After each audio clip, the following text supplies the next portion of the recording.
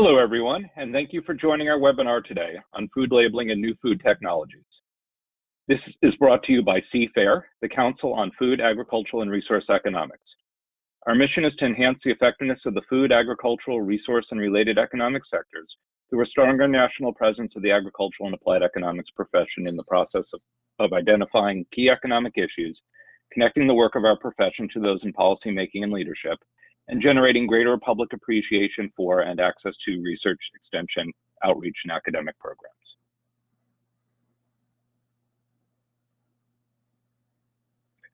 We are very fortunate to have a panel of three wonderful speakers, well, two wonderful speakers plus myself, to speak on the challenges of applying food labeling regulations and practices in the face of new technologies. I will ask each of the panelists to introduce themselves further in more detail if they wish. But Nicole Negawetti, our first speaker today, is a lecturer at Harvard Law School, who will start off by speaking on some of the legal aspects of current food labeling practices. Dr. Jane Kolodinsky, an economist at the University of Vermont, will then share some of her insights from her research on food labels, including recent work she did on the fascinating interaction between mandatory GMO labels and consumer trust in these products. I'm Dr. Shawn Cash, and I'll conclude with some comments on the sometimes non-obvious influences of food labels on the marketplace. After that, we will have a few minutes for your questions to our panel. As we move through our discussion today, we want to highlight that economics is about more than just dollars spent or saved. And of course, the cost of programs, outcomes, et cetera, are still very important. But when we're talking about things like food labels, economics is also about consumer, industry, and even agency behavior, and how we pursue multiple societal goals with limited resources. Thank you for your attention. I'll turn things over to my colleague, Dr. Nicole Negawetti.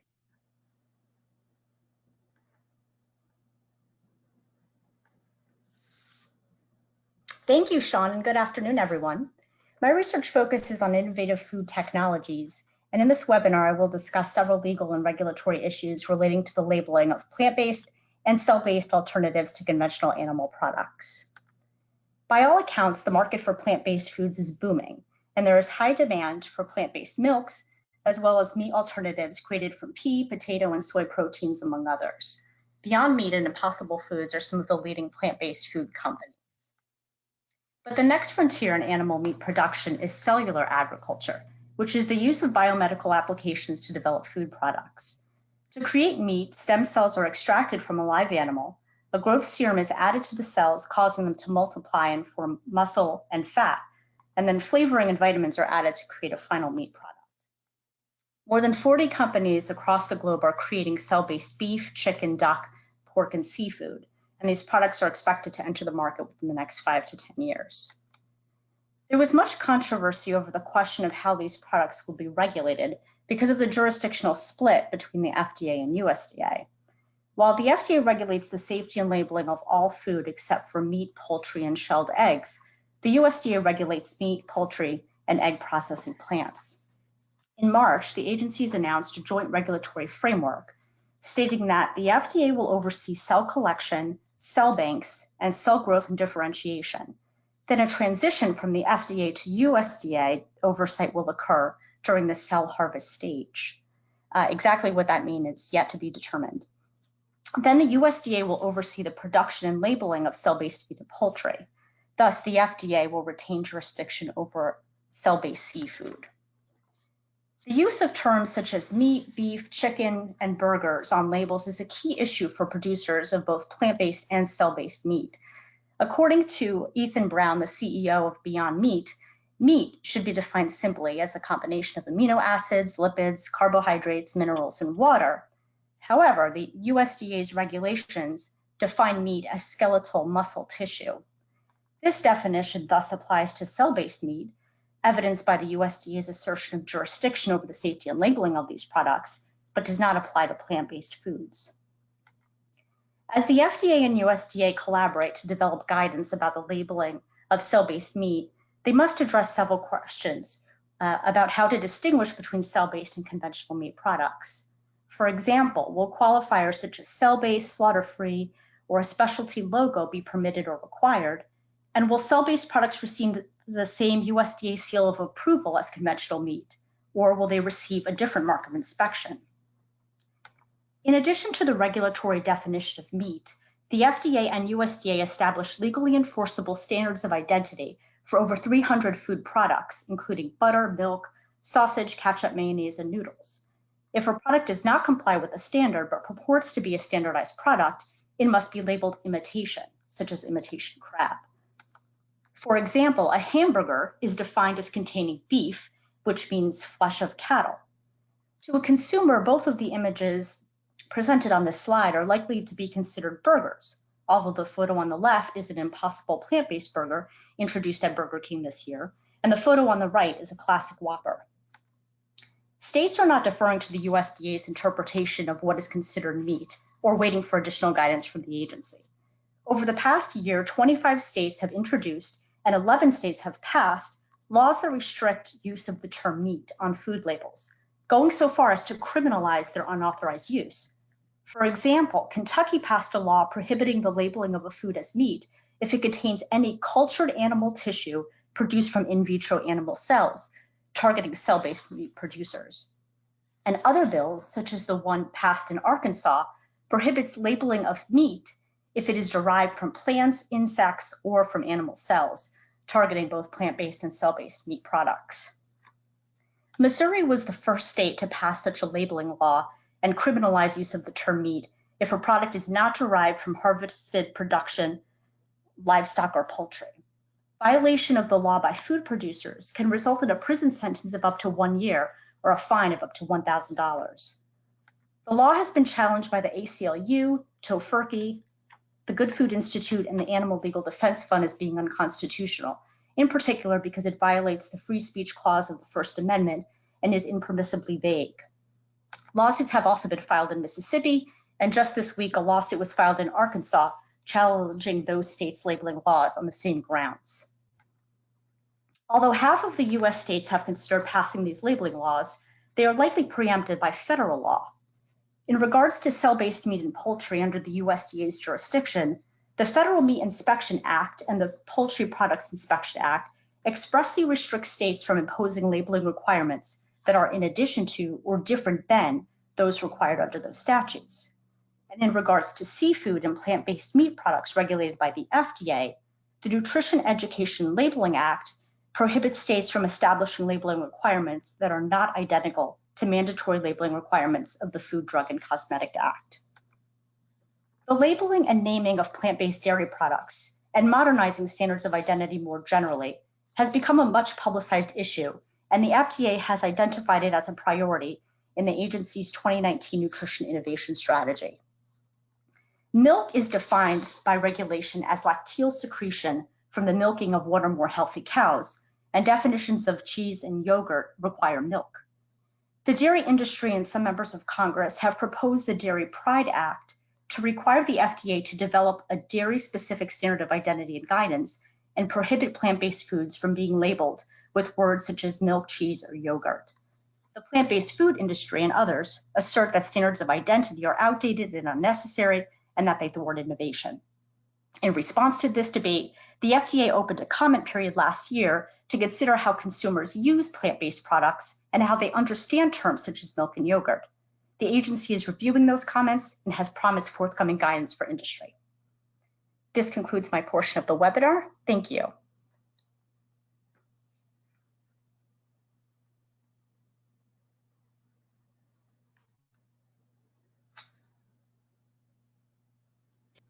Good afternoon. My name is Jane Kolodinsky, and I am chair of the Department of Community Development and Applied Economics. And I'm going to give you an update on labeling and genetically engineered foods. It seems like we've been dealing with the GE issue since the early 2000s or even before that, but what's old is new again. So here in the current state of labeling, you see the FDA approved bioengineered label that we will begin seeing on food soon, and the label that has emerged as the marketplace alternative from the non-GMO project. And I'll talk a little bit about both labels, but my focus is going to be on the bioengineered label. So the new label, there's a new word in the lexicon. It's bioengineered. It's not GMO. It's not genetically engineered. It's not genetically modified. The new word will be bioengineered. And I believe it's going to take consumers a while to understand what that label means. In terms of the law, products must be labeled by January 2020, except for small manufacturers who have been given an extra year. There is a list of foods for which records must be kept, and those are foods with more than 5% of a genetically engineered or a bioengineered ingredient, and you can see those on your screen. The list is not very long, but you'll see that Aqua Advantage salmon is on that list. This list intends to be updated annually. It exempts food served in restaurants or similar retail food establishments, and there are many ways by which a manufacturer can inform the public. They can use a text, symbol, electronic or digital link, and or a text message. And additional options such as phone numbers or web addresses are available to small food manufacturers or very small packages. So what's going to happen when these labels appear in the marketplace? Well, it's been asserted that such labels will act as warning labels for consumers. Jason Lusk and myself recently published a paper using national and Vermont data because Vermont was the only state in the nation that did have a mandatory GM label that was required to say produced or partially produced using genetic engineering. And you can see by the blue line before and after labeling in Vermont that the label actually improved consumers' opinions or decreased their opposition towards the technology after the implementation of labels. That's that blue line. The dotted black line is the counterfactual of what we would have expected to happen in Vermont, and the dotted orange line is the expectation from the rest of the country that opposition to this, to using bioengineering would increase in the absence of labeling. But I'd also like you to note that above a 3 is neutral to very opposed. So while the labels improved consumers' opinions, they did not move any consumer into the supportive or unconcerned about the use of genetic engineering in the production of food. A graduate student of mine, Oris Pazuniak, and myself recently conducted a short-term market impact of mandatory GE labels. And again, this is in Vermont, the only case we have in the United States where labels were actually implemented. And we looked at what happened to prices of products, both genetically engineered and not genetically engineered, before and after the labeling. And what we found was that Vermont's labeling law was not associated with either an increased premium for non-GE foods or a discount for GE foods, as was feared. What that means is that non-GMO foods consistently have had about a 5% premium, and the GE foods, if you want to counter that, have a 5% discount, but the labeling did not change that in the short term. We also recently published a paper in Agricultural and Human Values looking at what consumers actually did in the marketplace when they saw a genetically engineered label. And this was to further the conversation or the evidence about whether or not these labels would be a warning label for consumers. And you can see that if a consumer sees the label, they can either form their preferences if they didn't have any before. The label can reveal their preferences. In other words, I'm using that label as an information cue, or it could have no impact. And this builds on the work of Bobe and Alston, who had a similar model, although no data, but did not consider the possibility that actually seeing the label would improve consumers' preferences and it might cause them to actually purchase a GE product.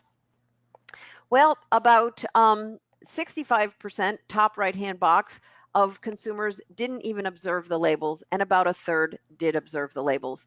And you can see, looking at the statistics, that most of the consumers use those labels to reveal those preferences, and their revealed preference was they chose to purchase the non-GE alternative. We can compare that with hot off the presses data about the market-driven label from the Non-GMO Project. And on the left-hand side of your screen, you see the statistics for that non-GMO project label compared to on the right-hand side, on the right hand of the arrows, what happened with the mandatory label in Vermont. So more than twice as many people have seen the non-GMO project label as had seen the mandatory produced using GE label. And more than twice as many used the label compared to the positive labeling contains GE, and so on. So the non-GMO project label seems to have moved ahead in the marketplace as a label that consumers are using to base their decisions. Well, there's some new information, and I don't know how many of you know about this, but there's a new act called the Secure Act: Sustainable, Ecological, Consistent, Uniform, Responsible, Efficient. The Secure rule will modernize the department's biotechnology regulations with a balanced approach that continues to protect plant health while allowing agricultural innovation to thrive. What is it that this label will do? Certain categories of modified plants would be exempt from the current biotech regulations, and this is under APHIS and not under the AMS. The proposed rules would exempt GE plants with plant trait mechanisms of actions that are already have been evaluated by conducting a regulatory status review and found to be unlikely to pose a plant risk. And under the new regulatory framework, a developer would have the option to make a self-determination as to whether his or her GE plant belongs to one of the categories that was listed and is exempt from regulations. Now, one can ask, what does this have to do with labeling? And I would assert that if the regulatory agency does not know whether a plant is genetically altered because a company has decided that it isn't due to the new regulations, there's no oversight and therefore no need to label the new plant. This is just emerging, and I believe that the implications for BE labels should be monitored. The comment period is open until August 5th. So there is a list of foods that is going to be updated annually that will require the BE label. And if the Secure Act goes through, there will be a new list of foods that won't be on that list because regulatory agencies won't know that they exist. And here's a link to the overview of the National Bioengineered Disclosure Standard of February 19th, in case that's of interest to you. Thank you very much for your attention.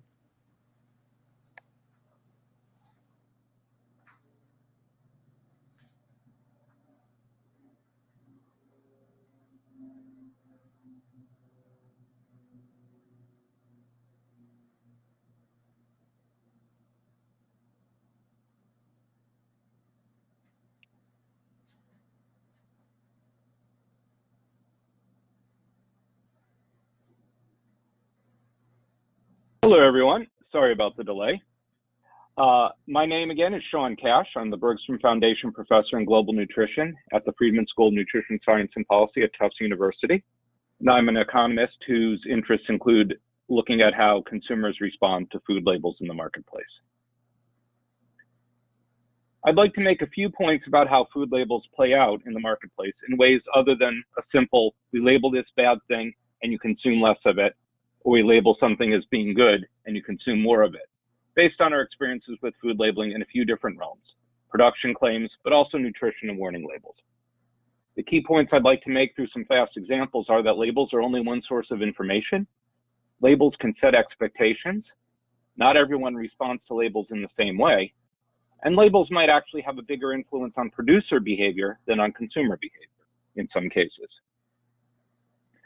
Earlier, Nicole described the standards of identity and mentioned milk as an example. In the United States, we see packages that label soy beverage products as soy milk. Silk is a company that many of you might be familiar with, and their soy milk as sold in the United States is the packaging on the right here. On the left, we see the same company's packaging as sold in Canada. In Canada, there's enforcement that prohibits the use of the word milk on a soy milk product. So let me ask you, are people confused by the package on the right, the US package, versus the one on the left? I'd say pretty clearly the answer is no. In Canada, people still commonly refer to this as soy milk. If you go to a grocery store in Canada and ask for soy milk, nobody would bat an eye. Also, more importantly, consider that manufacturers in the United States rely more on purchases by those who seek dairy alternatives, whether it be for animal welfare, lactose avoidance, or other purposes, far more than they count on anyone being tricked into buying a non-dairy product. If there were confusion, the manufacturers of dairy alternative products such as silk soy milk would benefit from avoiding it. I expect a similar issue to arise with laboratory meat, so-called clean ag or clean meat products. The benefit to manufacturers of these new products, especially from those hoping to capture a price premium, is precisely from people understanding how it is different, not by thinking that the product is the same. So I do think that the discussion we've had around consumer confusion or avoiding consumer confusion is actually a bit too simplistic. What's really at stake here for both sides is that people are trying to define what the acceptable set of substitute products might be. When you think of putting something on your cereal in the morning, are you thinking of soy milk and dairy milk as possible alternatives to one another or not? Similarly, will people consider lab-based meat or cellular meat as being a suitable alternative for other meat products, or as something very different? Here's another example from nutrition labeling. This is a 2016 study in the American Journal of Preventive Medicine. And in that study, the authors found that frequent users of nutrition labels consumed, on average, 92.79 milligrams less of sodium per day. So this is what we would call a statistically significant relationship, but the study did not necessarily find that this was a causal relationship. More importantly, the average for all participants in the study was way more than what people should be consuming. The daily maximum recommended amount of sodium per day is 2,300 milligrams per day. And the frequent nutrition label readers were still consuming well over 1,000 milligrams per day more than that. Also, this difference of about 100 milligrams per day between the frequent label readers and the non-label readers is not clinically significant.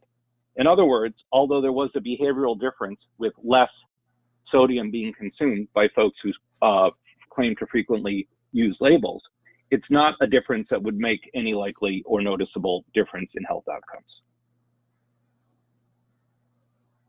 Another point is that labels might condition our taste or other expectations. This is an interesting Australian study published in the journal Public Health Nutrition.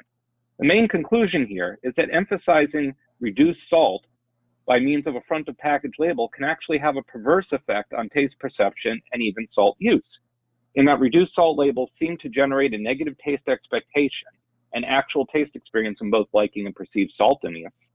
And the consumers in the study were found to add more salt when soups carried the reduced salt label. So the purpose of the label is to actually try to help people find reduced salt alternatives, but may have actually led to a perverse outcome because people were adding more salt to these products. Another key point, as I mentioned earlier, is that not everyone responds to labels in the same way. In a study that I was involved in with colleagues, we looked at how people responded to joint imposition of warning labels and price increases on salty snacks. We found that those people who paid the most attention to warning labels on these salty snack foods in our study were those with lower BMIs, precisely those that we probably least want to target from a public health point of view. The folks with higher BMIs were less sensitive to the warning labels, and the implication of this is that population-level interventions may actually have the least impact on those individuals that we most want to target from a health point of view. As alluded to earlier, sometimes the biggest impact of labeling may be on producer behavior, not on consumer behavior. My favorite example of this is the 2003 FDA publication of its final regulatory notice regarding changes to the nutrition facts panel that would require labeling of trans fats. These requirements went into effect in 2006. During these 3 years between the time the regulations were announced and went into effect, actually most food manufacturers reformulated their products to either completely remove trans fats or to reduce the level below the 0.5 gram per serving cutoff that would allow them to round down to 0 grams in the nutrition facts panel. The greater public health impact by far from these changes was from the reformulation. Consumers did avoid products with higher trans fat levels, but the bigger reduction in trans fat consumption actually came from the fact that much of the trans fat was removed from the food available on American grocery store shelves. So I'd like to conclude my comments today by reminding you that Jane, Nicole, and I have many colleagues who are interested in the design, implementation, and evaluation of labeling policies. The economic impact of labeling changes are not just about measuring costs and benefits. It's also about understanding behavior and attitudes, thinking through unintended and unexpected consequences of policies, and trying to make the best possible use of limited resources. And when I mention limited resources, I don't just mean government budgets, but also household budgets and consumers' time. Please reach out to us or to CFAIR in general if you would like us to help you connect you with more relevant expertise and input. Thank you for your attention. We have some time left now for questions to the panel, and we'd welcome your input either here on the webinar or by following up with us by email or phone later.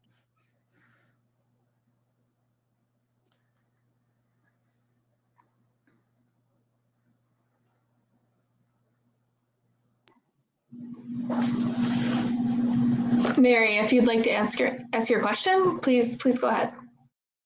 Okay, can you hear me? Yes. Perfectly. Okay, good. Jane, this is Mary Muth. I had a question for you. In the studies that you were talking about that were testing consumer perception